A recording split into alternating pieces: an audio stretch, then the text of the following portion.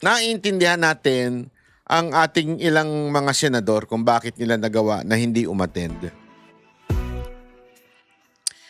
Pero gayunpaman, talakayin muna natin ang unang sinabi ho ng mismong si Mike Defensor. Pinaliwanag niya kung bakit hindi naka-attend ng ilang mga senador. Doon tayo magsimula at pick upin po natin ang usapin na yan. Ha? Okay? O, pakingge. Una sa lahat, nais kong ipaliwanag yung sirkumstansya ng pagkikita natin dito. Actually ho, nagkaroon ng konting siguro hindi pagkakaintindihan sa mga kasama po natin sa Senado, pero ito po'y talagang patawag ng Senate Blue Ribbon Committee. Kanina, nandito si Senator Robin, Senator Amy Marcos, maging kahapon, dumaan po ang buting Senador Robin Padilla para tingnan at magkaroon ng ocular inspection dito sa ating kinalalagyan sa ngayon. So kung ano man po yung kaguluhan nila, dahil bukas ay special session na ng Senado, pinatawag ng Palasyo. At alam natin na ito ay patungo sa pagbabago ng liderato ng Senado. Hindi lamang sa liderato ng Senado, ngunit ito rin patungo na sa pagbabago nila noong liderato ng Blue Ribbon Committee. Ayan. Kaya po minabuti namin na kunin na ang pagkakataong ito dahil maring ito na ang huling pagpapahayag ng ating mga buting sundalo, ang ating mga bayani na nagsalita noong unang Blue Ribbon Committee hearing. Ngayon no, may karagdagan na 4 na kasama natin, papakilala mamaya ni Atty. David Baligon, at mamaya ipapagpatuloy nila yung naantalang presentasyon na dapat nilang ipinagpatuloy nung nakalaang Blue Ribbon Committee hearing na isinagawa ng Senado. Napaka-delikado po ang sitwasyon ng ating bansa. Napakagulo ng sitwasyon ng ating bansa. Ang mga demokratikong institusyon katulad ng Senado ay binababoy, ginigipit, maging ang mga senador. Yun lang kung pagpunta nila dito ay marami ng mga pananakot na naganap. Maraming panggigipit, kaya marahil iniiwan natin sa kanila yan na pag-usapan at tingnan kung ano ang kanilang gagawin bilang grupo. Bagkus, hindi ho dapat mahinto ang paglabas ng katotohanan. Ayaw. Wala naman tayong ibang gusto kung hindi sabihin talaga kung ano ba yung usapin ng pera, kung ano ba yung usapin ng pondo delivery ng maleta. Napakaganda po ng sinabi ho dito ni Mike Defensor. Putulin po muna natin para mas maunawaan natin kung bakit hindi po umattend ang ilang senador. Ito pong Blue Ribbon ito, kung matatandaan ninyo, in-announce ho ito ni Mike Defensor noong siya po ay nag-guest sa Vox Populi last week.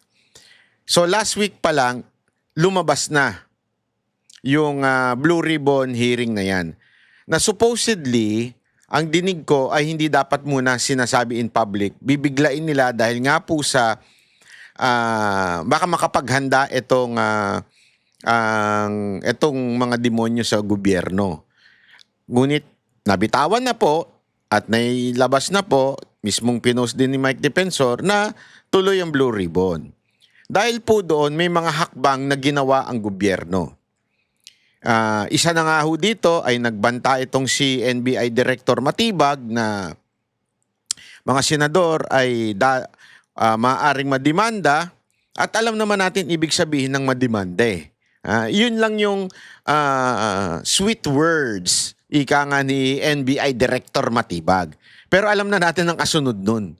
Hindi, huhulihin.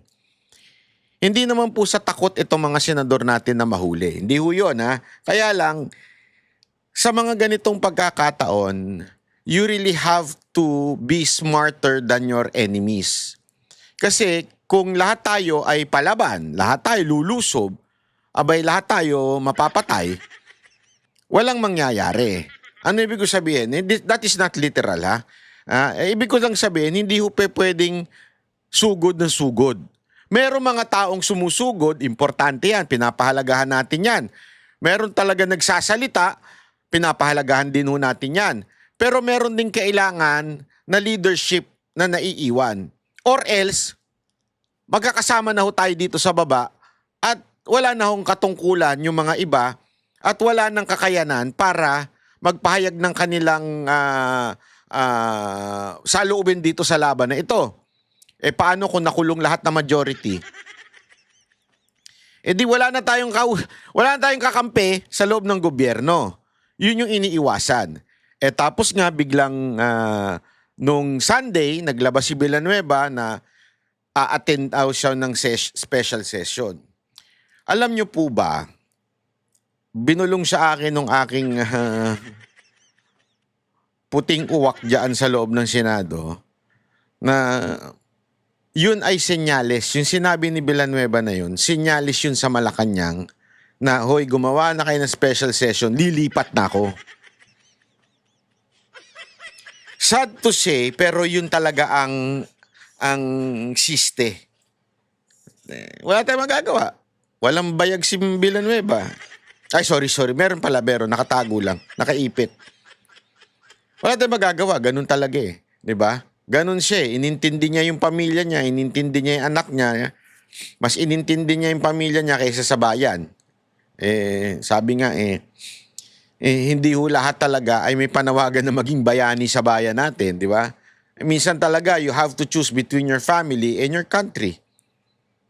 Kaya nga kung maaalala ninyo, yung mga unang panahon, nung talagang yung mismong mga hari pa ang lumalaban at talagang yung mga tao excited silang maging kawal o maging, hindi sundalo ang tawag dun eh, maging yung lumalaban sa gera, iniiwan talaga nila pamilya nila kasi malamang sa malamang hindi na sila uuwi dahil mapapatay na sila doon para sa ipinaglalabang nilang bansa. Yun yung mga unang panahon pa. Pero ngayon nga, sabi nga, hindi na ganun ang sitwasyon ngayon. Mas iniintindi na yung pamilya, mas iniintindi na yung sarili kaysa ang bayan. Kasi nga naman, ganun talaga morality niya. Magagawa natin, wala.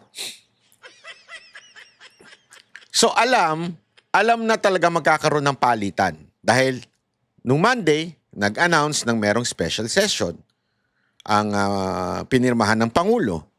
So, magkakapalitan na. It's a fact. By today, Wednesday, magkakapalitan na leadership.